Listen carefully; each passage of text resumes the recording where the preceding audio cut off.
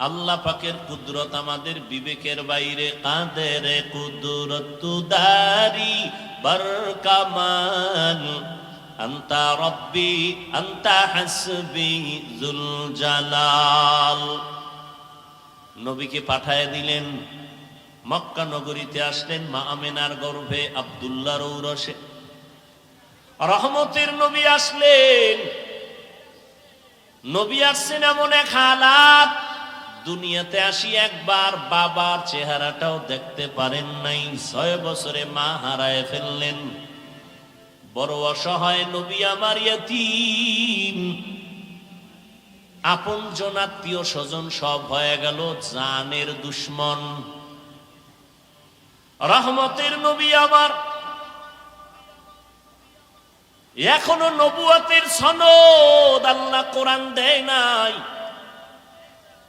নবী দীর্ঘদিন কারোর সাথে কোনো দাওয়াতের কথা বলেন না, এমনি মিলজুল হয়ে কথা বলেন, চলাফেরা করেন, সবাইকে কাছে টানেন, সবার কাছে নবী যান, কথা বলেন সুন্দর। মানুষের মনটা কেমন যেন আকৃষ্ট হয়ে যায়। কিও নামাজি ভাইরা বেনামাজিরে দেখলে সি সি করে তাড়ায় দেই, তুমি খারাপ আমি ভালো। রহমতের নবী আমার সবার সাথে চলে ফিরে, কাছে টানেন, বুকে লাগান। নবীর ব্যবহার ছিল মানুষকে কাছে আনার বড় বুঝি।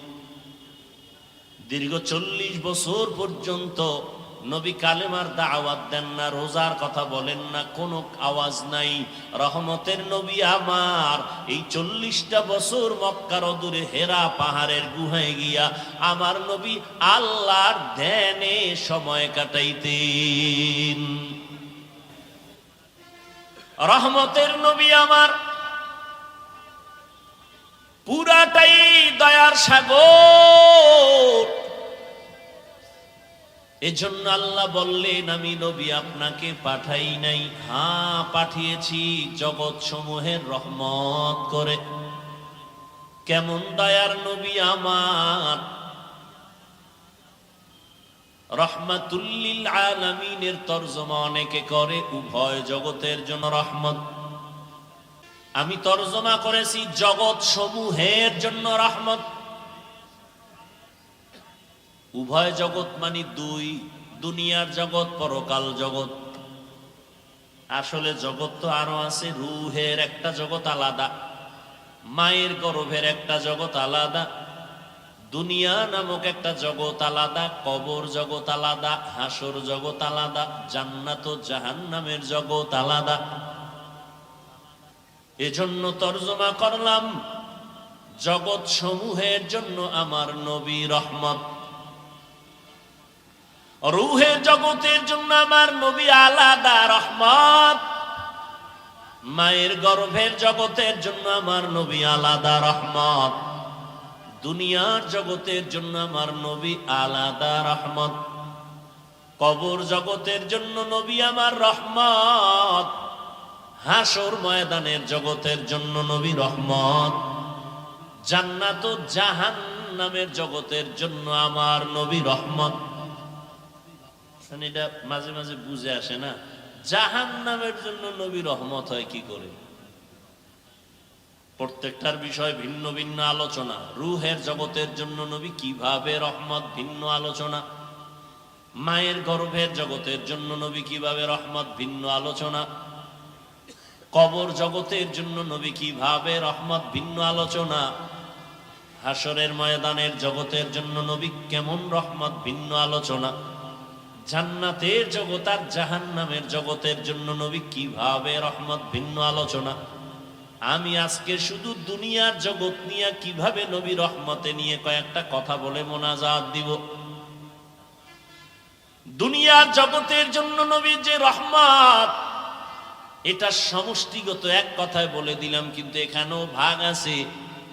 রহমতের নবী মানুষের জন্য আলাদা রহমত, জিনদের জন্য নবী রহমত, পশু পাখির জন্য নবী রহমত, উড়ন্ত পাখিদের জন্য নবী রহমত, সমুদ্রের প্রাণী মাছের জন্য নবী রহমত। আবার এই মানুষের ভেতরে পুরুষের জন্য নবী আলাদা রহমত, নারীর জন্য নবী আলাদা রহমত। বেঈমানের জন্য নবী আলাদা রহমত, মুমিনের জন্য নবী আলাদা রহমত। পুরুষের জন্য নবী যেমন রহমত, নারীদের জন্য আলাদা রহমত।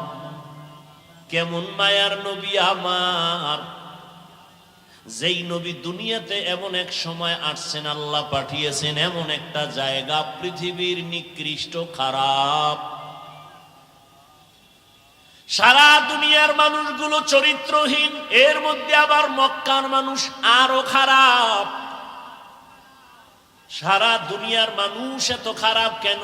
এদের মাথায় পরিচালনার কোনো মুরব্বী ছিল না, নবী নাই, ঈসা নবী নাই, মুসা নবী নাই, কোনো মুরব্বী নাই। যে যার মন মতো চলে, যে যার মন মতো চলে, যা বুঝে সেটাকেই প্রাধান্য দেয়। আল্লাহর কসম করে বলি, ওখান থেকে এখানে শিক্ষা নেও। যারা মুরব্বী মানে না, যারা ইমাম মানে না, এরা মরার আগেই দুনিয়া তার ধ্বংসের জীবন হয়ে যায়। আউযুবিল্লাহ পারে না, বিসমিল্লাহ পারে না, BA pass, IA pass, MA pass, আসসালামু আলাইকুম এই দুইটা শব্দ শুদ্ধ করে পারে না। হে চাপাবাজি করে, আমি কোনো হুজুর মানি না, মাওলানা মানি না, ইমাম মানি না, আমি কোরআন হাদিস মানি। তুমি আরবি কোরআন বুঝো না, হাদিসের আরবি পড়তে পারো না, তুমি কি মানবা? তোমার এই কথাটা 100% মিথ্যা কথা। আমরা আলেম ওলামার পিছনে দৌড়াইয়াও নিজের ঈমান আমল ঠিক রাখা বড় কঠিন। আর তুমি যে কও আমি কাউকে মানি না, তাহলে বুঝতে হবে তুমি কাউকে না মানলেও এক পর্যায়ে তোমার শয়তানকে মানা হয়। কাকে মানা হয়? শয়তান। শয়তান 3 দল। কয় দল? জিন শয়তান, মানুষ শয়তান, নফস শয়তান। নফসটা ভিতরে আছে না নেই? ভিতরে বয়ে কারবার করতেছে।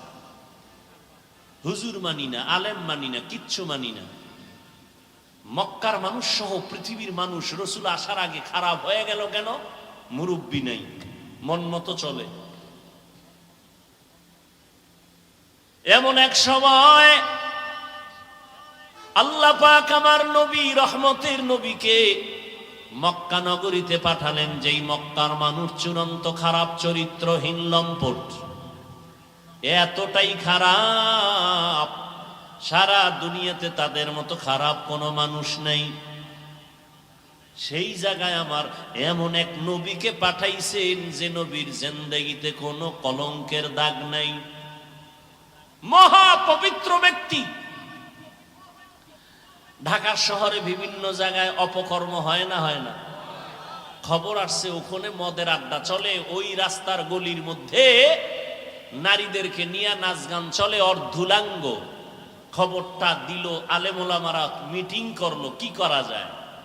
তো এলাকার কিছু গণ্যমান্য গাঞ্জাখোর আছে, বিড়ি ওঠানে, হুজুর্গ কাছেও আসে, এগো ডাকছে, ভাই ওখানে আগে একুরেট খবরটা নাও, তোমরা আগে যাও, আমরা যাইতে পারি না, আমরা বড় হুজুর, ওই জায়গায় গেলে মাইনসে কইব বড় হুজুর এখানে আইলো কেমনে, আগে পরিবেশ তৈরি করো, এরপরে আমরা যাই।